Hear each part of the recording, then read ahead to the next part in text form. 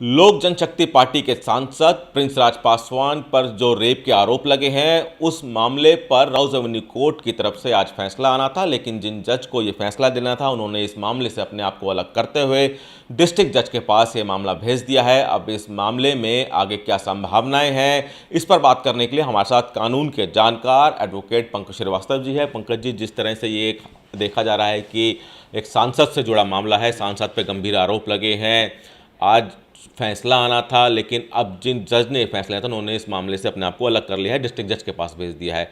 अब क्या डिस्ट्रिक्ट जज पे जब ये मामला जाएगा तो क्या फिर से दोनों पक्षों की बात सुनी जाएगी, फिर से हियरिंग होगी? देखा जाए तो ये मामला बहुत ही गंभीर, जो आरोप जो लगे हैं बहुत गंभीर है। और ये 3 महीने पहले ही इसमें एक कंप्लेंट दी गई थी, लेकिन 3 महीने के बाद एफआईआर रजिस्टर हुई है। एक तरह से देखा जाए तो इनऑर्डिनेट डिले है इस मैटर में। अब इसमें कितनी सच्चाई है कितनी नहीं है, it's a part of investigation. अभी जहाँ तक बात है, ये मैटर जो पेंडिंग था ऑर्डर के लिए पेंडिंग था, कल भी पेंडिंग था, कल ऑर्डर होना था लेकिन नहीं हुआ, लेकिन वो आज भी ऑर्डर के लिए रखा गया था। लेकिन कुछ वजह हो सकती है जिसकी वजह से उन्होंने अपने आप को इस केस से अलग कर लिया और इस मैटर को आगे ट्रांसफ़र कर दिया डिस्ट्रिक्ट कोर्ट को। लेकिन देखा जाए तो अब डिस्ट्रिक्ट कोर्ट में अब ट्रांसफ़र हुआ है तो उसकी जो सुनवाई है दोबारा से होगी। जो भी जज होंगे वो दोबारा से इसको सुनवाई करेंगे, उसके बाद उसको ऑर्डर के लिए रखा जाएगा। प्रिंस पासवान पर 376 जैसी गंभीर धारा लगी है। हालांकि प्रिंस पासवान के वकील ने जो अभी तक सुनवाई हुई उसमें ये कहा कि उनके क्लाइंट को ब्लैकमेल किया जा रहा है।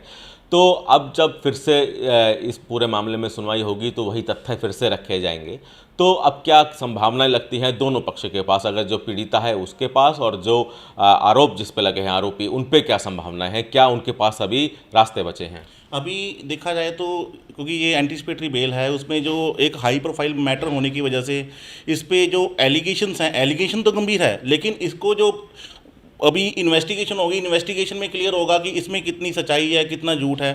और जहाँ तक बात है कि बेल जब ग्रांट करने के टाइम पे ये चीज़ें देखी जाती हैं, सेवरिटी ऑफ पनिशमेंट और ऑफेंस कितना गंभीर है, और उसमें कहते हैं विटनेस के साथ टेम्परिंग होने के चांसेस तो नहीं है, क्योंकि ये चीज़ें सारी ध्यान में रख के ही कोई भी ऑर्डर किया जाता है। लेकिन जिस तरह से इस मामले को जिन कोर्ट में मैटर था, अपने आप को बिल्कुल ही इस केस से बिल्कुल ही अलग कर लिया और इसको आगे ट्रांसफ़र करना, तो बड़ी चीज़ें कई चीज़ें ध्यान में आती हैं कि यहाँ भी ये किस वजह से ट्रांसफ़र करा है, किस वजह से नहीं करा। लेकिन हम उस बारे में नहीं बात करेंगे, क्योंकि फिर भी अब देखा जाए तो अब जो डिस्ट्रिक्ट कोर्ट में ट्रांसफ़र हुआ है तो अभी ऑर्डर आने की तो संभावना नहीं है, पहले जब तक प्रॉपर सुनवाई। एक सवाल कि अगर मान लीजिए अग्रिम जमानत याचिका जो प्रिंस पासवान है उनकी खारिज हो जाती है, तो क्या उनके पास अपर कोर्ट में जाने का विकल्प बचा है? अगर ये याचिका यहाँ से खारिज होती है तो उनके पास तो ऑप्शंस हैं, वो हाई कोर्ट में मूव कर सकते हैं, इस ऑर्डर को चैलेंज कर सकते हैं, जो भी ऑर्डर इनका आता है।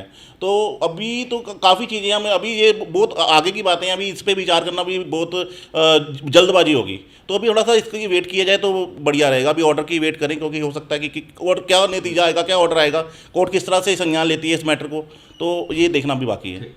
तो सांसद प्रिंस पासवान पे जो आरोप लगे हैं, अब वो डिस्ट्रिक्ट जज की जो कोर्ट है उसमें ये मामला चलेगा। अब चूंकि प्रिंस पासवान ने अपनी हिरासत से बचने के लिए अग्रिम जमानत याचिका लगाई है, अब देखना है कि डिस्ट्रिक्ट कोर्ट की तरफ से, डिस्ट्रिक्ट जज की तरफ से इस मामले में किस तरह संज्ञान लिया जाता है। कैमरामैन विद्या दरबारी के साथ विनय सिंह, टोटल न्यूज़, दिल्ली।